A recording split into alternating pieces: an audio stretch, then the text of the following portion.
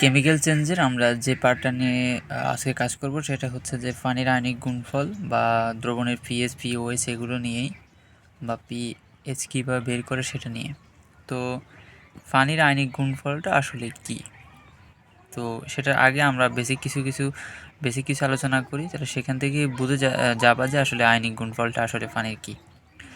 তো আয়নিক গুণফল কিছুই না, আমরা মনে হয় পানির শব্দটা শুনে হয়তো গোলাটে হয়ে যেতে পারে, বাট আয়নিক গুণফল এটা পানির হোক আর যারই হোক, আয়নিক গুণফলে আমরা দ্বিতীয় অধ্যায়ে আয়নিক গুণফল দ্রাব্যতা গুণফল এই দুটো জিনিস আমরা পড়েছি এবং ওখান থেকে আমরা অদক্ষে পড়বে কি পড়বে না, দ্রবণ আলাদা করার প্রসেস আসলে সঠিকভাবে এগোচ্ছে কিনা সেগুলো আমরা বের করেছি, ম্যাথও করেছি।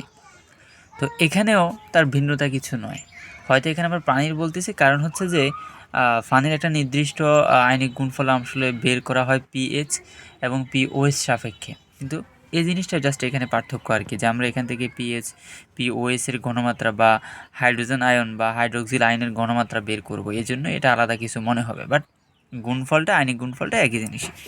যেন আমি যদি এখানে দেখাই যে পানি উভয়ধর্মী পদার্থ, একটা প্রশ্ন হয়, পরীক্ষায় প্রশ্ন আসে যে পানি একটি উভয়ধর্মী পদার্থ ব্যাখ্যা করো, তখন ব্রনস্টেড মতবাদ অনুযায়ী সেটাকে ব্যাখ্যা করার চেষ্টা করবে যে একটা ক্ষারের সাথে পানির বিক্রিয়া দেখিয়ে তুমি হচ্ছে যে দেখাবা যে এটা অম্লধর্মী পদার্থ, কারণ পানির সাথে যখন একটা ক্ষারের বিক্রিয়া ঘটে, যখন পানির সাথে আমার ক্ষারের বিক্রিয়া ঘটতেছে তখন পানিটা একটা অ্যাসিড হিসেবে কাজ করে এবং সেই অ্যাসিড হিসেবে কাজ করে ক্ষারের সাথে বিক্রিয়ার মাধ্যমে সে লবণ এবং হাইড্রোক্সিল আয়নটা তৈরি করতেছে। আবার একই পানি সে যখন কোনো অ্যাসিডের সাথে যখন বিক্রিয়া দিচ্ছে তখন সে হয়ে যাচ্ছে অ্যাসিড এবং ওই যৌগটা হচ্ছে অ্যাসিড এবং সে নিজে সেখানে ক্ষার হিসেবে, এই বিক্রিয়া সে ক্ষার হিসেবে আসলে এখানে অবদান রাখতেছে। তার মানে একটু আগে আমরা দেখতে পাচ্ছি যে আসলে একটা ক্ষারের সাথে পানি অ্যাসিড হিসেবে বিক্রিয়া করছে, করে লবণ বা একটা আয়ন তৈরি করছে, আর এই বিক্রিয়া আমরা দেখতে পাচ্ছি একটা অ্যাসিডের সাথে সে ক্ষার হিসেবে বিক্রি করে লবণ এবং বা নিরপেক্ষ আয়ন এবং হচ্ছে যে এনাদের একটা আয়ন তৈরি করতেছে। তার মানে এখানে পানির ধর্মটা হচ্ছে অম্ল ধর্ম প্রদান করা, আর এখানে পানির ধর্মটা হচ্ছে ক্ষার ধর্ম। তার মানে পানি এখানে অ্যাসিড ধর্ম, এখানে ক্ষার ধর্ম, তার মানে পানির দুইটা ধর্মই আছে। কথা বোঝা গেছে? তাহলে এই জিনিসটাই ব্যাখ্যা করতে হবে। 2 নম্বরের জন্য যখন আসবে তখন বলবা যে পানি একটি উভয়ধর্মী পদার্থ, কারণ পানি ক্ষারের সাথে বিক্রিয়া করে লবণ ও পানি তৈরি করে, একই সাথে অ্যাসিডের সাথে বিক্রিয়াকালে নিজে ক্ষার ধর্ম প্রদর্শন করে এবং ক্ষারের সাথে বিক্রিয়াকালে নিজের অ্যাসিড ধর্ম প্রদর্শন করে লবণ বা নিরপেক্ষ যৌগ তৈরি করে। তারপর অবশ্যই বিক্রিয়া বা এক্সাম্পল দিতে হবে, এটা মাস্ট, এক্সাম্পল দিতে হবে, তাহলে 2 পাওয়া যাবে। এরপর আসি আমরা যেহেতু পানির আয়নিক গুণফল বলতেছি, সেক্ষেত্রে আমরা ভরগীয় সূত্র থেকে আসি। তো সেখান থেকে আমি যদি বলি যে ভরকের সূত্র অনুযায়ী সাম্যধ্রুবকের মানকে আমরা কে বা কেসি বা কেফি হ্যানত্যান এইগুলো দ্বারা প্রকাশ করছি। সেক্ষেত্রে আমি যদি পানির বিক্রিয়াটা একটু দেখি, সেখানে আমার পানি থেকে দুইটা, একটা পজিটিভ এবং একটা নেগেটিভ আয়ন তৈরি হয়েছে। সেখান থেকে আমি বলতেছি যে হাইড্রোজেন হচ্ছে পজিটিভ এবং হাইড্রোক্সিল হচ্ছে নেগেটিভ আয়ন, অর্থাৎ আমার এই বিক্রিয়ার ডান পাশ বসছে উপরে এবং বাম পাশ বসছে নিচে। তারা বসছে বলতে তাদের ঘনমাত্রাকে আমি উপরে নিচে লিখছি। তো এগুলো আমি বলতে বলতে মানে বেশ কয়েকবার এগুলো বলা হয়েছে, আশা করি এটা নতুন কিছু মনে হবে না। তো সেই ক্ষেত্রে আমি বলতে পারি যে আমার যে কেসি ইকুয়াল এরকমভাবে রাইট সাইড উপরে এবং লেফট সাইডের নিচে ঘনমাত্রা, বা কেসি ইন্টু পানি ইকুয়াল হাইড্রোক্সিল আয়নের হাইড্রোজেন আয়নের ঘনমাত্রা ইন্টু হাইড্রোক্সিল আয়নের ঘনমাত্রা। এই যে আমরা শুধুমাত্র কেসিকে কি বলতাম, সাম্যধ্রুবক। এই কেসির সাথে যখন আমি পানির ঘনমাত্রা গুণ করে দিলাম, এই দুইটাকে একসাথে আমি বলবো আয়নিক গুণফল, মানে পানির আয়নিক গুণফল। এই হচ্ছে পানি, এই হচ্ছে সাম্যধ্রুবক। তার মানে এই টোটাল মিনিংটা হচ্ছে পানির সাম্যধ্রুবক, বা অন্য কথা হচ্ছে পানির আয়নিক গুণফল, যেটাকে আমরা KW দ্বারা প্রকাশ করি। তার মানে কেসি হচ্ছে সাম্যধ্রুবক আর KW সাম্যধ্রুবক, তবে KW হচ্ছে পানির সাম্যধ্রুবক, এটাই পার্থক্য, আর কিছু না। এবং সেখানে আমরা লিখতেছি হাইড্রোক্সিল আয়নের ঘনমাত্রা কিন্তু হাইড্রোজেন আয়নের ঘনমাত্রা। তার মানে এই দুইটা আয়নের ঘনমাত্রাকে আমরা যদি গুণ দিই, তাহলে আমরা পানির আয়নিক গুণফলটা পেয়ে যাব। 25 ডিগ্রি সেলসিয়াস বা হচ্ছে 298 কেলভিন তাপমাত্রায় আমার পানির আয়নিক গুণফলটা হচ্ছে হাইড্রোক্সিল আয়নের ঘনমাত্রা ইন্টু হাইড্রোজেন আয়নের ঘনমাত্রা, দুইটাই 10⁻⁻⁷ 10⁻⁻⁷ মোল স্কোয়ার পার লিটার স্কোয়ার। অর্থাৎ আমার হাইড্রোজেন পানি কিন্তু নিরপেক্ষ বা উভয়ধর্মী পদার্থ হিসেবে আমরা বিবেচনা করি, সেই ক্ষেত্রে তার পিএইচ কিন্তু 7 হবে। ঠিক আছে, অর্থাৎ আমার হাইড্রোজেনের ঘনমাত্রা হচ্ছে 10⁻⁻7, হাইড্রোক্সিল আয়নের ঘনমাত্রা 10⁻⁻7। তার মানে পানির আয়নিক গুণফলটা হচ্ছে, এমসিকিউতে আসে, পানির আয়নিক গুণফলটা হচ্ছে 10⁻⁻14 মোল স্কোয়ার পার লিটার স্কোয়ার। এটা হচ্ছে পানির আয়নিক গুণফল, মনে রাখতে হবে, এটা সরাসরি এমসিকিউর জন্য। আর আমরা কীভাবে বের করছি, বের করার প্রসেসটা টোটালি এই জায়গা থেকে। তোমাকে বলতে পারে যে পানির আয়নিক গুণফল এত দেখাও, তখন তোমাকে ঠিক এই বিক্রিয়া লেখা থেকে শুরু করে এই পর্যন্ত দেখাতে হবে। অথবা এখানে আমি কোশ্চেন কয়েকটা করতেছি, খেয়াল করো যে পানি একটি উভয়ধর্মী পদার্থ ব্যাখ্যা করো। এটার আনসার হচ্ছে যে কেন 2-1 লাইন লেখার পরে বিক্রিয়া দেখাতে হবে। দেন আরেকটা প্রশ্ন করতেছি যে পানির আয়নিক গুণফল 10⁻⁻14 মোল স্কোয়ার পার লিটার স্কোয়ার দেখাও, ব্যাখ্যা করো, হ্যান তেন। তৃতীয় কোশ্চেনটা হচ্ছে যে হাইড্রোক্সিল আয়নের ঘনমাত্রা এবং হাইড্রোজেনের ঘনমাত্রা হচ্ছে 10⁻⁻7, এটাও প্রশ্ন করতে পারে। অথবা আরেকটা প্রশ্ন করতে পারে যে পানির পিএইচ 7 ব্যাখ্যা করো। তখন তোমাকে এই পর্যন্ত লেখার পরে লিখে দিবা। অবশ্য আমি পিএইচ এখনও দেখা নেই, সেটা দেখার পরে কোশ্চেনটার আনসার আরও ক্লিয়ার হয়ে যাবে, প্যারা নাই। তো এই যে আমি এই পর্যন্ত দেখো 3টা কোশ্চেন অলরেডি বলে ফেলছি পানির পিএইচ 7 ব্যতীতই, তো এগুলো একটু ক্লিয়ার থাকা চাই।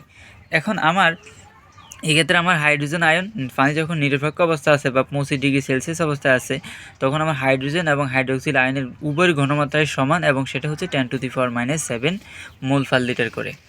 2টা মোল পার লিটারকে গুণ দিচ্ছে, এই জন্য মোলের ওপর স্কোয়ার হয়ে যাচ্ছে, litre two the power L⁻² হয়ে যাচ্ছে। এখন যখন আমার পানিটা, আমরা তো একটু আগে বলে আসছি যে পানি অ্যাসিড এবং ক্ষার অর্থাৎ উভয় ধর্ম প্রদর্শন করে। তো কখন পানি অ্যাসিডীয় ধর্ম প্রদর্শন করবে হালকা, কখন হচ্ছে হালকা ক্ষারীয় ধর্ম প্রদর্শন করবে, যখন হচ্ছে যে আমার হাইড্রোজেনের ঘনমাত্রাটা হচ্ছে 10⁻⁻6 থেকে 10⁻⁻1 হবে, তখন সেই ক্ষেত্রে আমার হাইড্রোজেনের ঘনমাত্রা বেশি, ইটস মিনস এটা অ্যাসিডীয় দ্রবণ হিসেবে কাজ করবে। অর্থাৎ পানির মধ্যে যদি হাইড্রোজেন আয়নের ঘনমাত্রা যদি বেড়ে যায়, তখন সেটা অ্যাসিডীয় দ্রবণ হিসেবে কাজ করে।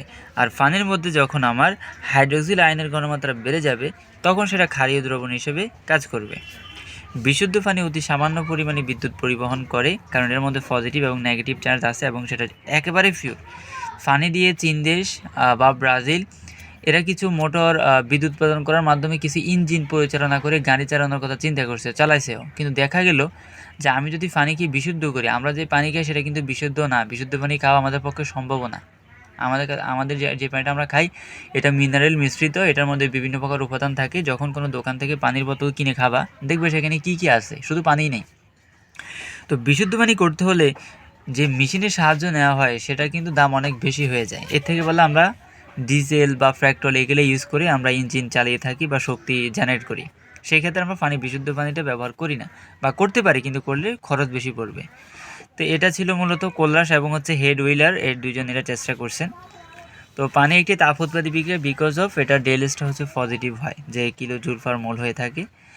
তো এখানে একটা জিনিস মনে রাখতে হবে, যতই আমার তাপমাত্রা বৃদ্ধি পাচ্ছে, তাপমাত্রা বাড়ার সাথে সাথে আমার আবার সমানুপাতিক সম্পর্ক না, আমি যে বাক্য বলতেছি সেটাই। অর্থাৎ তাপমাত্রা বৃদ্ধি পাওয়ার সাথে সাথে যে কাজটা হয় যে পানির আয়নিক গুণফলটা হচ্ছে বৃদ্ধি পায়। যেমন এখানে যদি দেখো যে যখন 0° তখন পানির আয়নিক গুণফল কত, যখন 10° তখন কত। এবার দেখো আমি যখন তাপমাত্রা যতই বাড়াচ্ছি, আমার দেখো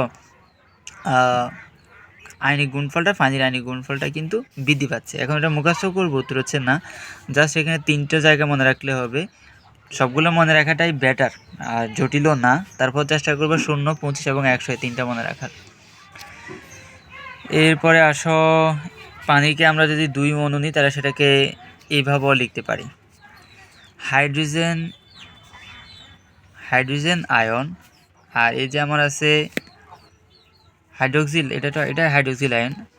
এই যে আমার H3O আছে, এটা ওয়ান কাইন্ড অফ হাইড্রোজেন আয়নের মতোই কাজ করে। কথা বোঝা গেছে? অর্থাৎ আমার শুধুমাত্র একটা বিক্রিয়া যে হাইড্রোজেন প্লাসের ঘনমাত্রা থাকলে আমি সেটাকে অ্যাসিড বলবো, বেশি থাকলে অ্যাসিড বলবো এমন না। H3O থাকলেও সেটাকে আমরা অ্যাসিড বলতে পারবো। এবার আসি আমরা যে দ্রবণের পিএইচ এবং দ্রবণের পিওএইচ। কোনো দ্রবণের হাইড্রোজেন আয়নের মোলার ঘনমাত্রা ঋণাত্মক 10 ভিত্তিক লগারিদমের মানকে পিএইচ বলে। একদম সংজ্ঞা দেখো একদম আরও মুখস্থ বলতে পারবা। দেখো এই হচ্ছে হাইড্রোজেন, থার্ড ব্র্যাকেট দ্বারা বোঝাচ্ছে হাইড্রোজেন আয়নের ঘনমাত্রা। তার মানে কোনো দ্রবণের হাইড্রোজেন আয়নের ঘনমাত্রার ঋণাত্মক লগারিদম, হাইড্রোজেন আয়নের মোলার ঘনমাত্রার ঋণাত্মক লগারিদমকে পিওএইচ বলে। তাহলে দেখো দেখে আমি বলতে পারছি, যা সূত্র দেখে আমি বলে ফেলতে পারতেছি। It means pH equal minus log hydrogen positive, বা আমি যদি এখান থেকে বলি যে hydrogen positive equal 10 to the power minus pH. তো আমি একটু আগে দেখো এখানে একটা জিনিস বের করে আসছি যে আমার হাইড্রোজেন প্লাস ইকুয়াল হচ্ছে যে আমার OH equal 10 to the power minus 7। It's means আমি যদি এখানে লিখি এই যে হাইড্রোজেন প্লাস এর মান কত, এর মান হচ্ছে 10 টু দি পাওয়ার মাইনাস 7, এবং এখানে আমার হচ্ছে 10 to the power minus pH. তাহলে আমার এখানেও 10 এখানেও 10, তার মানে এটার উপর অংশ আর এটার উপর অংশ কি সমান। It's means minus 7 equal minus pH, minus কাটা, তার মানে পিএইচ এর মান কত 7। তাহলে আমি এখানে যে 4 নাম্বার প্রশ্নটা বলতে গিয়ে আমি বলি না, যে পরে বলবো সেটার উত্তরটা একটু ভালো, প্রশ্নটা আগে শোনো, প্রশ্নটা আগে অবশ্যই নোট করবা যে আমার পানির হাইড্রোজেন আয়নের অথবা হাইড্রোক্সিল আয়নের এই পিএইচ সমান, অথবা প্রশ্ন করতে পারে হাইড্রোক্সিল আয়ন বা হাইড্রোজেন আয়নের পিএইচ 7 ব্যাখ্যা করো। তখন এই পর্যন্ত লেখার পরে এই দুইটা লাইন লিখবা, মানে পিএইচ ইকুয়াল, আমরা জানি পিএইচ ইকুয়াল টু এটা, বা পি হাইড্রোজেন পজিটিভ ইকুয়াল এটা। তখন এখানে হাইড্রোজেন প্লাসের মানটা আমরা পেয়েছি ওখান থেকে যে 10 টু দি পাওয়ার মাইনাস 7, এটাকে এখানে বসাবো, অর্থাৎ বাম পাশে বসাবা। আর এখানে তো আছে আমার 10 to the power minus pH, এটাকেও লিখবা। 10 একই জিনিস, তার মানে minus 7 equal minus pH, minus 7 এসে কাটা, তার মানে পিএইচ ইকুয়াল কত 7। আর পিএইচ যদি 7 হয়, পিওএসও কত হবে 7 হবে। একইভাবে লেখা দিবা যে পিওএস ইকুয়াল এত, তখন তোমার একইভাবে পিওএস এর মানও কত বের হবে 7 বের হবে। কথা বোঝা গেছে? আশা করি এটা বুঝতে পেরেছো, এটা নিয়ে কোনো সমস্যা নেই। আমি তাও পিওএস এটা আবার একটু দেখাই। আমার যদি এটাকে ওইভাবে দেখাবা যে third bracket equal 10 to the power minus POS, তো আমার পিওএস এর মান কত, ঘনমাত্রা কত 10 to the power minus 7। It's means 10 to the power minus 7 equal to 10 to the power minus POS. তাহলে আমি বলতে পারি যে আমার পিওএস ইকুয়াল 7, শেষ। অথবা এটা আরেকটাভাবে বলা যায় যে আমরা জানি, যেহেতু তুমি এটা এইভাবে দেখানোর দরকার নাই, আমরা যেহেতু জানি যে পিএস প্লাস পিওএস, এটা একটু ঝাপসা হয়ে গেছে, আবার বলি, এটা প্লাস চিহ্ন, আমরা জানি পিএস প্লাস পিওএস ইকুয়াল কত 14, মানে দুইটার যোগফল একসাথে 14 হবে। এখন ইতিমধ্যে আমরা পিএসটা কত পাইছি 7 পাইছি, তার মানে পিওএস কত হবে, এটাও 7ই হবে। তার মানে পানির পিএস এবং পিওএস দুইটাই 7 করে। কীভাবে সেটা আমরা আশা করি বুঝতে পেরেছি। তো এই যে জায়গাটা এখান থেকে 4-5টা প্রশ্ন হয়ে যাচ্ছে, এগুলো আমাদের একটু ক্লিয়ার থাকা চাই। আমরা এখানে পিএস আশা করি বুঝে গেছি, পিওএসও আশা করি বুঝতে সমস্যা নাই। পিওএস কাকে বলে? হাইড্রোক্সিল আয়নের, কোনো দ্রবণের হাইড্রোক্সিল আয়নের ঘনমাত্রার ঋণাত্মক লগারিদমকে পিওএস বলে। তার মানে ওএস এর ঘনমাত্রা equal 10 to the power minus, এটাই বসে গেলে কি হবে, পাওয়ারের উপরে মাইনাস হয়ে যাবে, অর্থাৎ কারণ আমার তো লগটা ওইটাকে ক্যারি করতেছে, অর্থাৎ 10 to the power minus POS. তো যেটা একটু আগে দেখাইছে আর কি। তাহলে একটা এরকম জায়গা থেকে পিএস কীভাবে বের করে, পিওএস কীভাবে বের করে, আশা করি বুঝতে পেরেছ। এই যে আমি একটু আগে যে কথাটা লিখেছি যে পিএস প্লাস পিওএস ইকুয়াল হচ্ছে 14, এটা মনেও রাখতে হবে। আমরা যদি কোনো ধরনের পিএসটা বের করে ফেলতে পারি, তাহলে পিওএসটাও আমরা বের করে ফেলতে পারবো। ওকে, এবার আসো, এখানে আমরা কিছু তীব্র অম্ল, তীব্র ক্ষার এগুলো দেখিয়েছি। পিএস এর রেঞ্জ অনুযায়ী বা হাইড্রোজেন আয়নের ঘনমাত্রা অনুযায়ী আমরা কোনো দ্রবণকে তীব্র বলবো বা অ্যাসিডীয় বলবো বা ক্ষারীয় বলবো, এগুলো বলতে পারবো। আমার যখন পিএস এর মানটা 0 থেকে 2 পর্যন্ত, তখন আমি সেটাকে বলবো তীব্র অম্ল, অথবা হাইড্রোজেন আয়নের ঘনমাত্রা যদি আমার 10 টু দি পাওয়ার 0 থেকে 10 টু দি পাওয়ার মাইনাস 2 হয়, ইটস মিনস ওই দ্রবণটা হচ্ছে তীব্র অম্ল। যখন আমার পিএস এর মানটা হচ্ছে যে 2 থেকে 7-এর মধ্যে হবে, অথবা হাইড্রোজেন আয়নের ঘনমাত্রা 10 টু দি পাওয়ার মাইনাস 2 থেকে 10 টু দি পাওয়ার মাইনাস 7 হবে, দ্যাটস মিনস ইস ক্যারিয়ন, যে এটা হচ্ছে পিএস এর মানটা হচ্ছে এটা হচ্ছে যে আমার মৃদু অম্ল, এবং যখন বরাবর 7 হয়ে যাবে তখন এটা নিরপেক্ষ, অর্থাৎ এটার আমার হাইড্রোজেন আয়নের ঘনমাত্রা বলো, হাইড্রোক্সিল আয়নের ঘনমাত্রা বলো, দুইটাই সেম, এবং সেটা হচ্ছে আমার 10⁻⁻7 করে। এরপরে যখন আমার 7 থেকে 12 হবে তখন এটা মৃদু ক্ষার এবং হাইড্রোজেন আয়নের ঘনমাত্রা দেখতে পাচ্ছ। আমার যখন হচ্ছে যে পিএস এর মানটা যখন 12 থেকে 14 তখন এটা তীব্র ক্ষার এবং তার হাইড্রোজেন আয়নের ঘনমাত্রা দেখতে পাচ্ছ। এখানে একটা জিনিস ভালো করে যদি খেয়াল করো, যেমন হাইড্রোজেন আয়নের ঘনমাত্রার সাথে পিএস এর একটা সম্পর্ক রয়েছে। আমার যখন এখানে 0 থেকে 2, এখানে দেখো 10⁻0 থেকে 10⁻²। আমার যখন এখানে 2 থেকে 7, এখানেও দেখো 10⁻2 থেকে 10⁻7। তার মানে এখানে যা হচ্ছে এখানে সে 10⁻ও তাই হচ্ছে। তাহলে এটাকেও এটার সাহায্যে মনে রাখা যায়। আশা করি এটা সহজে মনে রাখতে পারবে, এবং কারণ কি এটা মনে রাখতে হবে এই জন্য, কারণ এখান থেকে এমসিকিউ প্রশ্ন হয়।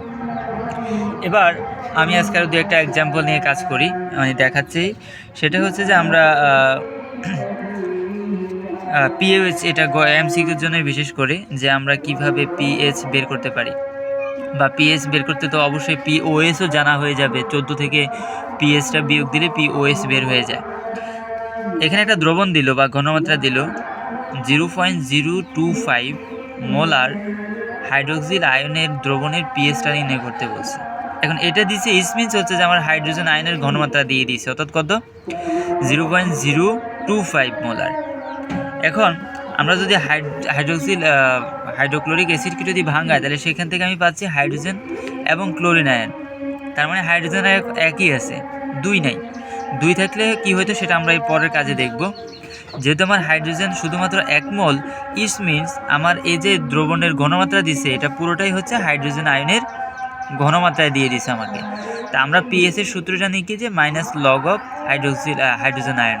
তো -log হাইড্রোজেন আয়ন বসাই দাও, ক্যালকুলেটর চাপ দাও, সেখান থেকে তুমি সরাসরি পিএইচটা পেয়ে যাবা। মানে সূত্রের মধ্যে জাস্ট আমি হাইড্রোজেন আয়নের ঘনমাত্রা বসাই দিছি।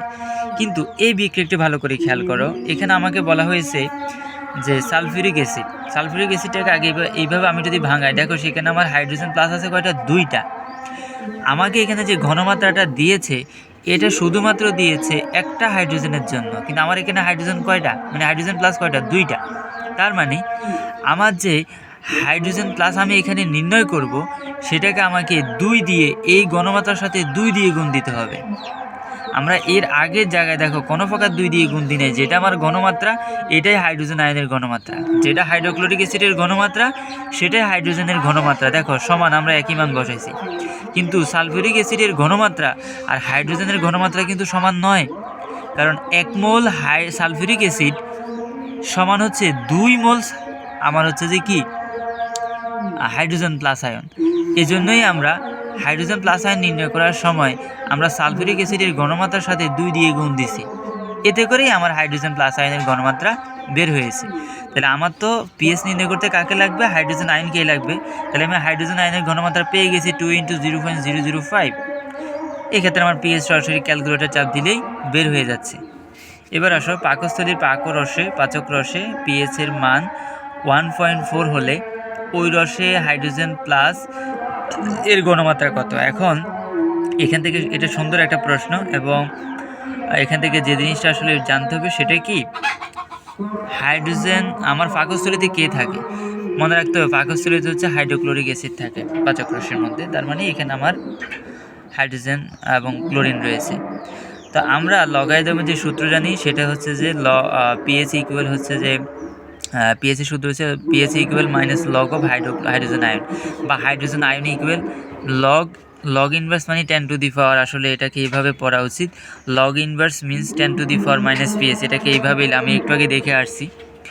এখন আমার যেহেতু এখানে পিএইচ এর মানটা দিয়ে দিছে, আমরা একটু আগে আমাদের হাইড্রোজেন আয়নের ঘনমাত্রা দিয়ে দিত, বা আমরা বের করতাম মৌল সংখ্যা 2 হলে 2 দিয়ে গুণ করে বের করতাম, তারপর আমরা পিএইচ নির্ণয় করতাম। কিন্তু এই প্রশ্ন আমাকে পিএইচ দিয়ে দিছে, আমাকে হাইড্রোজেন আয়নের ঘনমাত্রাটা বের করতে বলছে, জাস্ট উল্টা কাজটা। তো সেটা আমরা কীভাবে করবো, 10⁻⁻, পিএইচ দিয়ে জাস্ট ক্যালকুলেটর চাপ দাও, বসা দাও, ইটস ওকে, বের হয়ে যাবে। একইভাবে এই বিক্রিয়ার ক্ষেত্রে এটা একটু অন্যরকম কাজ, কারণ এখানে আমার হচ্ছে যে পিওএসটা বের করতে বলছে। যেমন এখানে m/7, তার মানে 1/7 m/7 বলতে m এর মান লাগবে এমন না, এখানে m হচ্ছে মোলার বোঝাচ্ছে, অর্থাৎ 1/7, তার মানে আমাকে ঘনমাত্রা দিয়ে দিয়েছে এবং বেরিয়াম হাইড্রোক্সিল আয়নের দ্রবণের পিএইচটা কত এটাই বের করতে বলছে। তো আমি যদি এখানে এটাকে ভাঙাই সেক্ষেত্রে আমি কি পাবো, যে বেরিয়াম 2+ এবং হচ্ছে এটা হাইড্রোক্সিল আয়ন। এখন এখানে হাইড্রোক্সিল আয়ন আছে কয়টা, 2টা। এখন আমার বেরিয়াম হাইড্রোক্সিল আয়নের ঘনমাত্রার সাথে আমাকে কত দিয়ে গুণ দিতে হবে যদি আমি হাইড্রোক্সিল আয়নের ঘনমাত্রা বের করতে চাই, সেটা হচ্ছে 2 দিয়ে। কারণ আমার বেরিয়াম হাইড্রোক্সিল আয়নের ঘনমাত্রা হচ্ছে 1/7, কিন্তু হাইড্রোক্সিল আয়নের ঘনমাত্রা যখন আমি বের করব তখন সেই ক্ষেত্রে আমি 2 দিয়ে গুণ দিব। বিকজ অফ হাইড্রোক্সিল আয়নের আমার বেরিয়াম সালফেটের যদি 1 মোল হয়, সেখান থেকে আমার 2 মোল হাইড্রোক্সিল আয়ন তৈরি হয়, সেজন্য এজন্যই 2 দিয়ে আমি হাইড্রোক্সিল আয়নের ঘনমাত্রাটা বের করেছি। সেক্ষেত্রে আমি বলতে পারি POH এর সূত্র কি, -log অফ হাইড্রোক্সিল আয়নের ঘনমাত্রা। তো হাইড্রোক্সিল আয়নের ঘনমাত্রা বের হয়ে গেল, অর্থাৎ 2/7। জাস্ট ক্যালকুলেটর চাপ দিলে আমি এখানে POHটা বের করে ফেলতে পারবো। একইভাবে আমাকে যদি এই পুরোটা দেওয়ার পর যদি বলতে এখানে PS কত, আমি আগে POH বের করতাম, তারপরে গিয়ে PS ইকুয়াল লিখতাম 14 - এত, অর্থাৎ 13.something হইতো। তো আমি আশা করি যে এই পর্যন্ত বোঝানোর মধ্যে আশা করি কোনো সমস্যা নেই, আমি এটা ফিক তুলে পাঠিয়ে দিব। আর এখানে মাহফিল হচ্ছে, এজন্য হয়তো সাউন্ড একটু হবে শেষ দিকে, তাও আমি জোরে বলার চেষ্টা করছি, আশা করি সমস্যা হবে না এইটুকুতে। তো নোটগুলো একটু অবশ্যই গুছিয়ে করে ফেলবা। আর প্রায় আমরা এই অধ্যায়ের মিডলে এসে পড়ছি। আমি হয়তো আর এই থিওরি আর 2 একটা ক্লাস নিয়ে হয়তো আমি ম্যাথমেটিক্যাল টার্মগুলো তো চলে যাব, কারণ এই অধ্যায়ের ম্যাথমেটিক্যাল টার্মের উপর বেশ কয়েকটা ক্লাস আসলে লাগবে, এই জন্য এগুলো একটু গুরুত্ব সহকারে করো।